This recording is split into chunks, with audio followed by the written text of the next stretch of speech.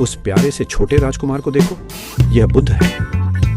हालांकि अभी भी उन्हें सिद्धार्थ गौतम कहते हैं। सिद्धार्थ भारत के एक महल में रहते हैं। उनके माता पिता का मानना है कि यह छोटा लड़का कुछ असाधारण बनेगा। यह निश्चित रूप से जानने के लिए वे एक ज्योतिषी को भविष्य के बारे में सितारों से परामर्श करने को कहते हैं। वह या तो अपने पिता की तरह एक बहुत शक्तिशाली शासक बन जाएगा या वह एक पवित्र व्यक्ति बन जाएगा और आपका परिवार राज्य की सारी शक्ति खो देगा। ओह माय गॉड, चिंता न करें, जब तक आप उसे बीमारी, बुढ़ापे, गरीबी और मृत्यु से दूर रखेंगे तब तक सब ठीक रहेगा। वे राजकुमार को ऐसे सभी अनुभवों से बचाने का फैसला करते हैं।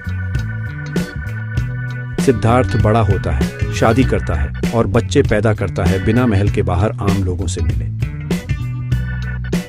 लेकिन एक दिन सिद्धार्थ महल क्षेत्र के बाहर अपनी गाड़ी चलाते हैं। वहां वह देखता है कि आम लोग कैसे जीते हैं। वह गलियों में एक बूढ़े व्यक्ति, एक बीमार व्यक्ति और एक भिखारी साधु को देखता है। वह एक मरे हुए व्यक्ति को भी देखता है। क्या लोग बीमार होते हैं और गरीब होते हैं और मर जाते हैं? जीवन तो बस अंतहीन दुख है। सिद्धार्थ पीड़ा से मुक्त होना चाहता है और किसी को भी आवश्यक नहीं चाहता। यह समस्या सुलझानी होगी। वह अपनी पत्नी और बच्चे को छोड़कर चला जाता है। सिद्धार्थ जीने के तरीकों के प्रति अनेक बुद्धिमानों से सलाह लेते हैं, पर अनुकूल उत्तर नहीं मिलते।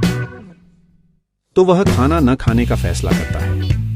वह भीख मांगकर और अपने आत्मसात करने के लिए भूखा रहेगा। देखिए कितना दुर्बल हो गया है। यह साफ है कि यह काम नहीं कर रहा है। यह किसी को खुश नहीं करेगा। नहीं, सिद्धार्थ को यह समझ में आता है। वह भूख से मरने का विचार छोड़कर बोधि वृक्ष के नीचे बैठकर ध्यान करना शुरू करता है। वहां वह तब तक रहने का निर्णय करता है जब तक उसे समाधान नहीं मिलता। कुछ भी उसे हिला नहीं पाएगा।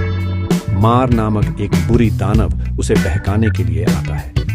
मार उसे अनेक सुंदर वस्त्र प्रस्तुत करता है, लेकिन सिद्धार्थ ठहर जाता है। और अंत में 29 दिन ध्यान करने के बाद सिद्धार्थ को समस्या का समझ आ ही जाता है। मनुष्य कभी संतुष्ट नहीं होते। वे हमेशा अधिक चाहते हैं और यह अधिक पाने की चाहत कभी समाप्त नहीं होती। और यही कारण है कि दुख कभी समाप्त नहीं होता। तो अब सिद्धार्थ को इस बात की समझ हो गई है। उन्होंने बुद्धत्व प्राप्त कर लिया है और बुद्ध शब्द का यही मतलब है। अब वो सिद्धार्थ गौतम नहीं, बुद्ध हैं। बुद्ध चाहते हैं कि और लोग भी इस बात को समझें। उनके दोस्त में से कुछ उनकी बात मानते हैं और उनके साथ चल पड्डी टेचते हैं। वो उनके शिष्य बन जाते हैं। बुद्ध उन्हें और दूसरे लोगों को उपदेश देते हैं। भारत में उस वक्त हर कोई हिंदू था। हिंदू पुनर्जन्म, फिर से जन्म लेने पर भरोसा करते हैं।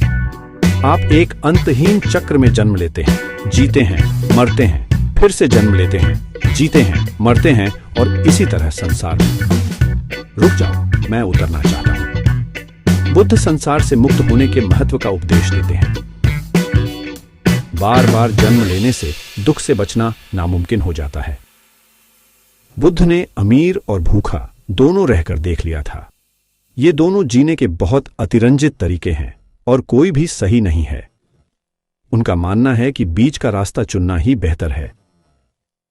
लेकिन हे बुद्ध, अगर आप जन्म नहीं लेंगे तो मरने के बाद कहां जाएंगे? आप किसी जगह नहीं पहुंचते, बल्कि ऐसी स्थिति में पहुंचते हैं जहां आपको कुछ भी चाहिए नहीं, निर्वाण। इसे क्यों निर्वाण कहते हैं? निर्वाण का मतलब होता है उड़ा देना। आपकी सारी इच्छाएं उड़ जाती हैं और आप एक तरह शांति तक पहुंच जाते हैं। बुद्ध निर्वाण तक पहुंचने का उपदेश देते हुए घूमते रहते हैं। बुद्ध की मृत्यु होने पर बहुत